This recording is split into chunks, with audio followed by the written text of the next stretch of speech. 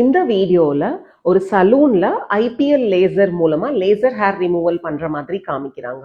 IPL அப்படிங்கிறது intense pulse light laser therapy. இது acne ட்ரீட்மெண்ட்ஸ்க்கு use பண்ணலாம், அப்புறம் லேசர் ஹேர் ரிமூவலுக்கு யூஸ் பண்ணலாம். ஆனா இதுல ஒரு பெரிய தப்பு என்னன்னா, இது எல்லாமே இன் கிளினிக் ப்ரொசீஜர்ஸுங்க.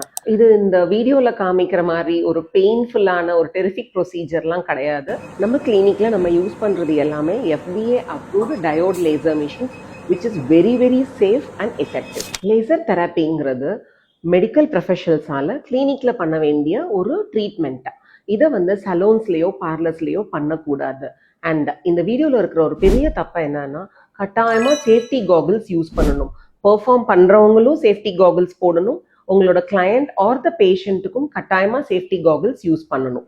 அப்புறம் ஒரு பெரிய மிஸ்கன்செப்ஷன் என்னன்னு பார்த்தீங்கன்னா, இது லேசர் ஹேர் ரிமூவல் அப்படின்னு சொல்கிறாங்க. இது லேசர் ஹேர் ரிமூவல் கிடையாது.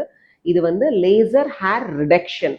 அதாவது உங்களோட ஹேரோட திக்னஸை குறைக்கும், அதோட க்ரோத்தை குறைக்கும், அண்ட் சப்ஸ்டான்ஷியலாக க்ரோத் அரெஸ்ட் ஆகிட்டு ஒரு சில்கி ஸ்மூத் ஸ்கின் உங்களுக்கு அச்சீவ் பண்ண முடியும்.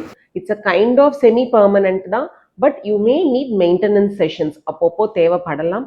உங்களுக்கு எந்த பாடி பார்ட்டில் லேசர் ஹேர் ரிடக்ஷன் பண்ணுறீங்கிறத பொறுத்து உங்களுக்கு எத்தனை செஷன்ஸ் வேணும், என்ன பவர் சூஸ் பண்ணணும், என்ன ஃப்ரீக்வன்சி வைக்கணும், இது எல்லாமே உங்களோட டாக்டர் சூஸ் பண்ணி உங்களுக்கு சொல்லுவாங்க. அதனால லேசர் ஹேர் ரிடக்ஷன் பண்ணணும்னு விருப்பப்படுறவங்க ஒரு மெடிக்கல் ப்ரொஃபஷனல் இருக்கிற கிளினிக்ல போயிட்டு உங்க ட்ரீட்மெண்ட்டை ஆப்ட் பண்ணுங்க. To unlock pain free smooth skin, visit advance glow skin clinic. Keep glowing.